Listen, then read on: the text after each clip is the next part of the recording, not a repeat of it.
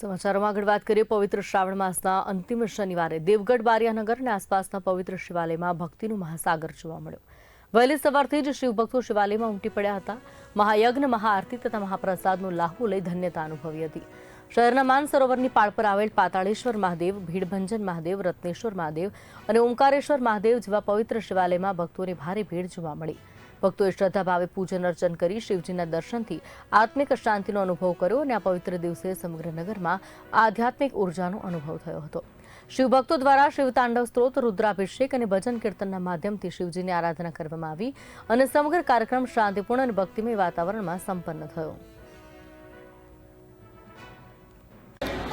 આ પાતાળેશ્વર મંદિર વાઘેલા દાદાએ એ બનાવડાવેલું હતું। ત્યાર પછી જેઠાલાલ દવેએ તેનો જીર્ણોદ્ધાર કરેલો હતો અને હાલમાં રાજવી પરિવાર દ્વારા એનું સંચાલન થઈ રહ્યું છે।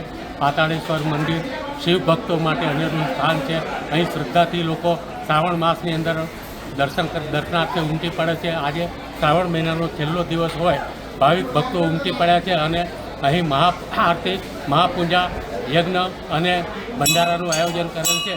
દેવગઢ બારિયા ગામ તથા આજુબાજુની તમામ ગામની વસ્તી શિવ ભક્તો અહીં ઉમટી પડ્યા છે અને દર્શનનો અને મહાપ્રસાદનો લાભ લઈ રહ્યા છે।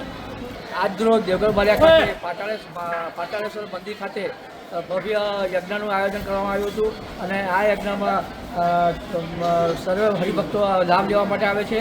અહીંયા દર શ્રાવણ મહિનામાં અમાસના દિવસે ભંડારાનું આયોજન સુંદર રીતે કરવામાં આવે છે અને આજુબાજુના આદિવાસી બાળકો તથા શાળાના બાળકો આ પ્રસાદ લેવા માટે અહીંયા આવે છે અને તેઓને સુંદર રીતે પ્રસાદ લેવાડી અને એમનું સુંદર રીતે આયોજન કરવામાં આવે છે।